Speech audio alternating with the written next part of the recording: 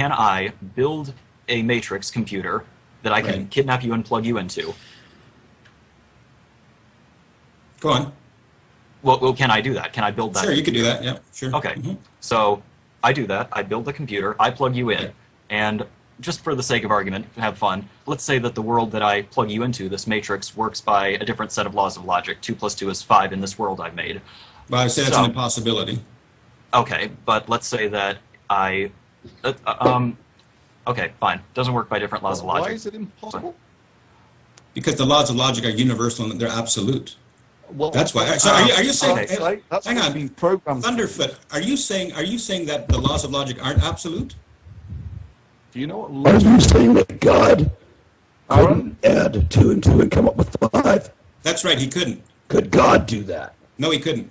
So God does not have absolute. Okay, God. Let me have a go now. The thing about logic is that it's actually based on observations. That if you have a completely empty universe, it's not that way. It's not. How would you actually know whether you should apply the law of contradiction or non-contradiction? What is the metric which you use to distinguish which of these is the better model of reality?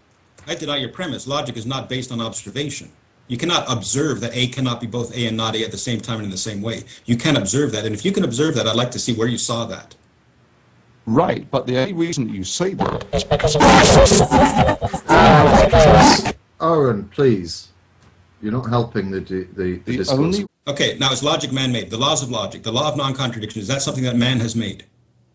Seeing as you can only ever make models of reality, you can't tell absolutely what reality is because you have to base that on observations, and your observations can go wrong. If you can't know what is absolutely real, how can you know what's true? Well, very much. When you say that God exists, jeez, Aaron. I just appreciate if you answer the question. Evidence presupposes God. I can actually give you a direct revelation that will prove to you, that will prove absolutely to you, that you know that God doesn't exist. Okay, well then you're abandoning atheism and you're positing... No. I'm not abandoning atheism. Revelation from who then? Well, let me tell you. You see, I got this revelation from the ghost that never lies. That's right, then you've abandoned atheism. No, the ghost that never lies isn't a God. It's just not a God. The ghost that exists and never lies and it's always correct. Well, I have no problem I know with that, look, by definition, the ghost that never lies and exists and never lies and it's always correct. Hey, I have no problem if an atheist wants to come onto an atheist podcast and say that he knows things to be true. No. Logical. Let me finish this. Indeed, by definition, this ghost must exist because it's by definition it exists. And I know with absolute certainty that when the ghost that never lies tells me something, that I can know it with absolute certainty. And the ghost Aaron, is that your worldview? Is that your worldview? It's irrefutable, such that none are without excuse. Okay, that's fine. Is that your worldview? Is that your... And the God that you didn't, the God that you worship, you are doing in pure denial. And it says so. The ghost that never lies directly tells me that you are in denial of the ghost that never lies. We've got the point. A very quick response from Si. Then is that your worldview? Is that your worldview, Thunderfoot? Well, I've just told you that you don't believe in God. No, I'm just saying, is that your worldview? Thunderfoot, you are abandoning atheism in order to try to defend your atheism. And this gets back to something very, very basic and very, very simple. Hang on, let me just finish here. This gets back to something very, very basic and simple. Thunderfoot had said in the interview that he could be wrong. Then later he kind of recanted that and said, well, you can't be wrong. God cannot exist. And this gets back to just, again, something so basic. And why I believe there is the big controversy. Because atheists will try to say, listen, I'm admitting I could be wrong. How come you Christians are so stinking prideful you can't even admit that you could be wrong? It sounds like that's what a lot of Aaron's rants are. I couldn't be wrong, Aaron. Okay. I just told you that it was impossible for me to be wrong. I just told you that you are in... Sorry, please. The only way you could know that is if you had all knowledge or revelation from someone who does have all knowledge.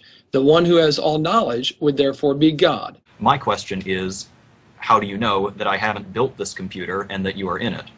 Because God reveals some things to us such that we can be certain of them. We do have an example, an analogy of the Matrix in real life, which is schizophrenic people. So if I were a schizophrenic theist, and I come up to you and I say all this crazy stuff that a schizophrenic person would say, but then I say, God has revealed this to me such that I can know for certain that my thoughts are accurate. How do you know you're not that schizophrenic? Well, it's a fallacy of hasty generalization to say because some people claim false revelations that there's no true ones. That's a logical fallacy. The thing is, what I'm saying is that God does reveal some things to us such that we can know them for certain. What else you claim, is irrelevant. Can God reveal to a schizophrenic that such that he knows for certain that he exists? Absolutely. God can do that. That's the point. So how do you know that you are not this person, this schizophrenic? Because God has revealed it such that I can know. See, the thing is, what you're actually bringing up is a problem for you. Because there are such people in this world, and unless you have revelation from God, you have no way of knowing that you're not that person. And that's the problem. Because God can reveal such that we can know for certain that we're not that person, whereas you have no avenue out of that. And DPR, I think that two simple questions reveal what Cy and I are basically trying to get across. And those questions are, number one, is it impossible for the Christian God to exist? Is it impossible for the ghost that never lies to exist? Yes, it is. But by definition, the ghost that never lies exists, and he tells me that he exists. So right, then he's God, and you've given up atheism.